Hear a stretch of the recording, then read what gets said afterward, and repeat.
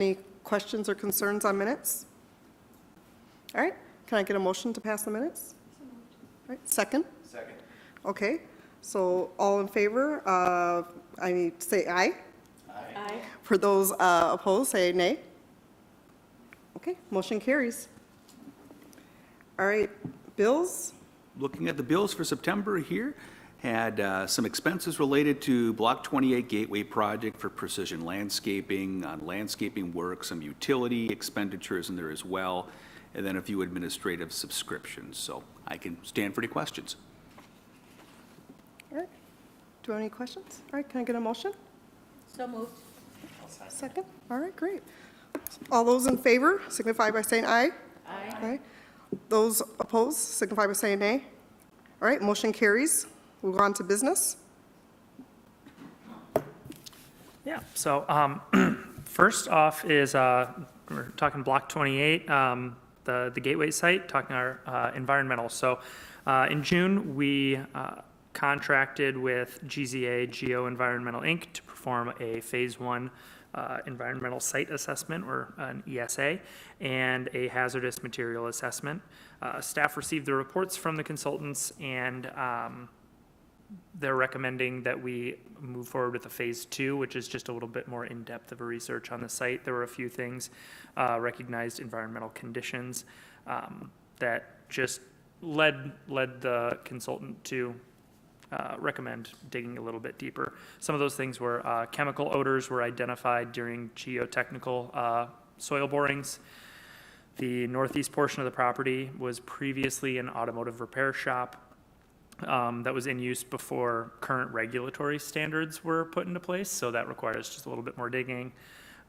Potential for petroleum impacted soils, again from that auto repair shop, and then from the hazardous material assessment, various materials in 412 Vermilion, Country Night Saloon, and 418, which is Dick's Barbershop building, came back testing positive for some asbestos, primarily in the flooring, if I'm remembering right from the reports. So that will require abatement before full demolition. So a part of the Phase 2 is also putting together an abatement plan for those things as well. But no action required here, but I'm happy to stand for any questions about the report. So, and then in the next phase, will we have a good idea of the remedial efforts and the cost of that and the timeline for that? So in the Phase 2, yeah, they do quote in writing it's an RAP, which is John, you might need to help me on. Response action plan, basically the blueprint. So yeah, when they go through the Phase 2, they're going to be doing some actual investigation on site of soil conditions and so forth. So once they have that done, the response action plan goes to MPCA, the Pollution Control Agency, and essentially is the blueprint for what needs to be done at that point, so we'll know.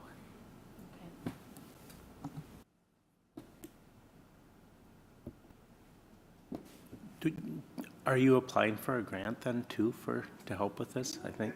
Yeah, I thought I read that in the information. So, Well, if there's no other questions on item number 1 on here, we can go to item number 2, which is we are going an authorization for applying for a tax-based revitalization account grant to help offset funding for the Phase 2. So the TBRA, which is through Met Council, I believe, I'm remembering that one right, not the state, through Met Council, they have a site investigation grant, which is similar to Dakota County's RIG grant that we received for the Phase 1, just a little larger, and it can be used to for the investigative things. So the Phase 2, the response action plan, and the abatement plan, and it's for up to $50,000 in assistance, and Phase 2s are usually a little more expensive. We actually just got our quote back from GZA, and it comes out to just under $50,000 for everything. So this grant would cover up to $50,000, but requires a 25% match from the city. So that would be around if it's $12,500 that we would have to cover. Good news is that $12,500 can be covered by other grants. So we're going to be seeking a second rig grant through the county to help offset that. So in a perfect world, we'll get all 50,000 covered with grant funds to seek this next phase. But yeah, what we need to have for the TBRA grant is a resolution from HEDRA authorizing us to apply. The due date for the application is November 1st, so everything's timing out really nicely. We got the information last week. We got the resolution in for this packet, and we'll be applying by November 1st, but I'm happy to stand for any questions. In the event that the 25% match is not covered by an additional grant, you said the city is responsible for that. Is that something HEDRA would cover directly from our budget and have control of, or would we need approval from the city? I believe we have professional services budgeted out in our annual budget, and we still have funds for this year. Okay, thank you.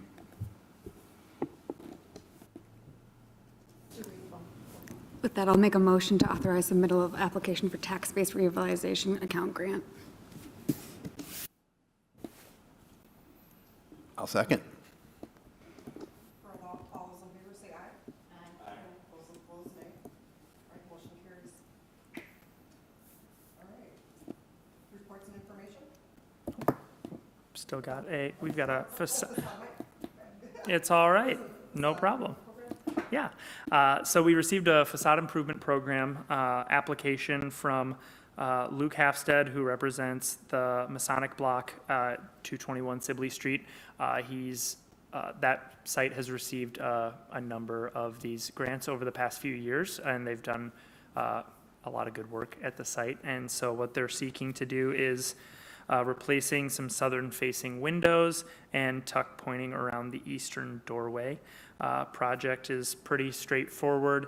That has eligible costs totaling $9,440, and the grant award would be for up to 1/3 of the eligible project costs, up to a total of $5,000, but that'd be if they well eclipsed if they hit $15,000 of the cost. But I'm happy to stand for any questions.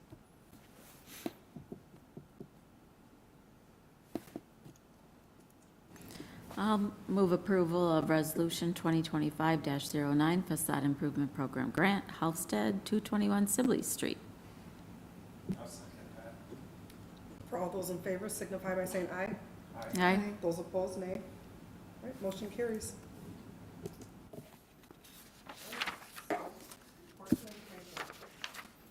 Yeah, so we have an update from Gone Companies, the brokerage firm that we're working with on the industrial park. They sent us a report of their September marketing activities, and it's a more robust report than the first month we had. It highlights the key engagements and folks that they've had conversations with that they have not introduced to us yet, so they're still vetting out folks there, but we're meeting next week to discuss with a potential interested party to see if they'd be a good fit for the site. But yeah, still pretty early on in the contract and getting things marketed, but we were happy to see the active conversations and the contacts that were made in this past month, and I'm happy to stand for any questions.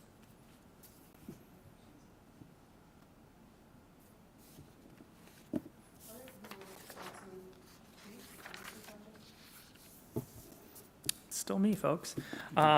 So we recently engaged in a BR&E visit with Intech Plastics to discuss their pending, if not, I think it just started this week, remodel of their front office space and employee break room. I was able to go tour the facility and just learn a little bit more about the company and the reinvestment that they're making. And we are also actively setting up additional BR&E visits for this year, with one with Graphic Design Inc. scheduled for next week. You'll all be getting an email to see if one or two of you are available to make that one, and then also with Alina Health in a week and a half or so. So, and then coordinating with ABM Machining and Ardent Mills as well. I have a question, Alex. How do you determine who you're visiting? I mean, do you have a list and you keep rotating, or how does that work? Yeah, so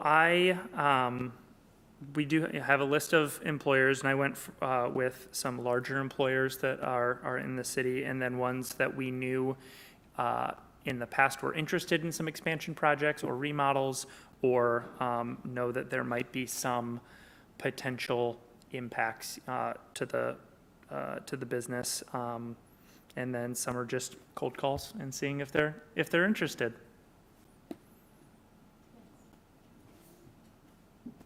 I just want to say I love that you're reaching out to these businesses because I think it makes a strong connection with our city as well. So I appreciate the hard work that you guys do with that.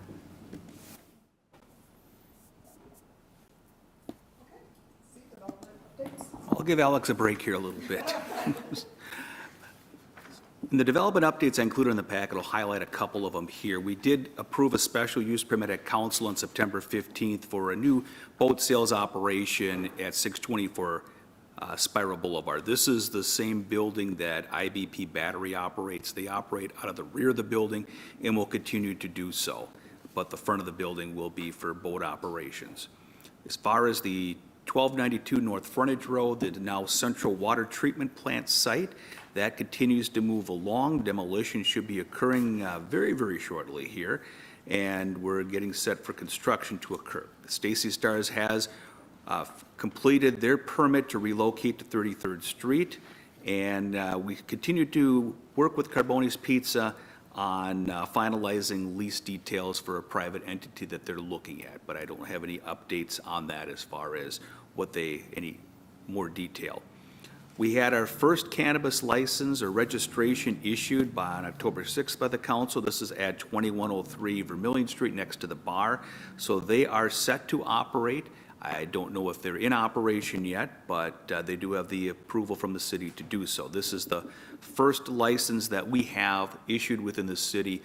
Under the city code we've established, we can issue up to 2 retail licenses, so one's still available. With the Walden development, there's been a few changes here over the past month or so.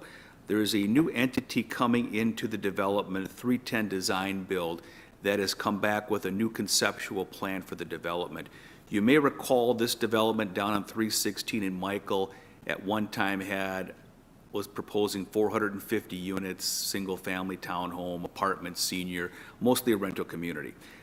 Design Build is coming back with 190 single-family homes and villa homes. That's most of the development, with a little bit of townhomes and being a for-sale product. So a significant reduction in the number of units in that site.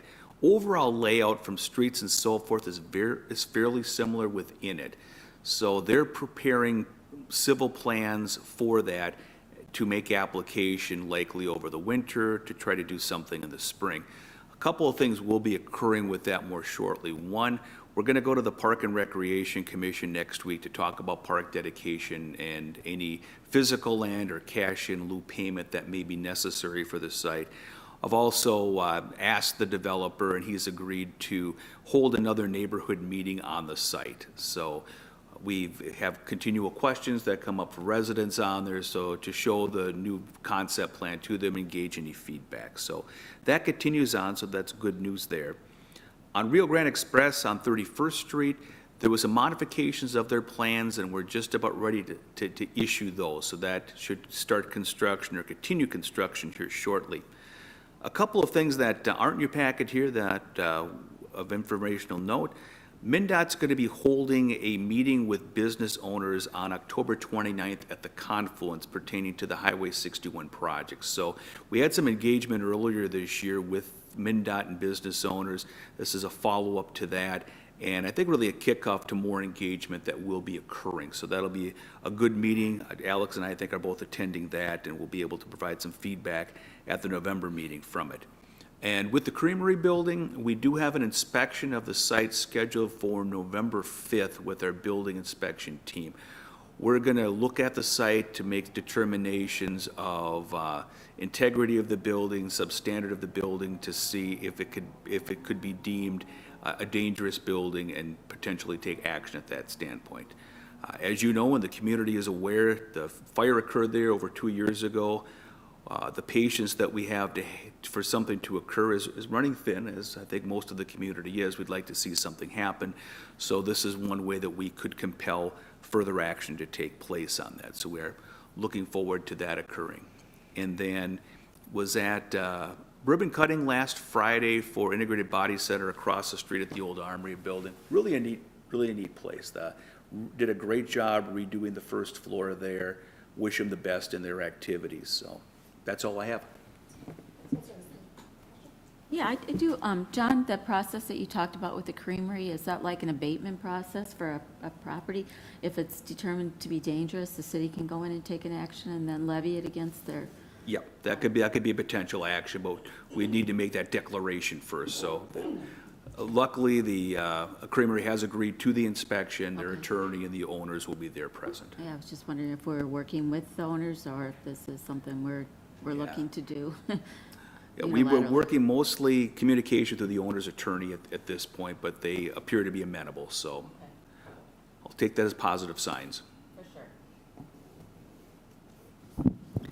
Thank you.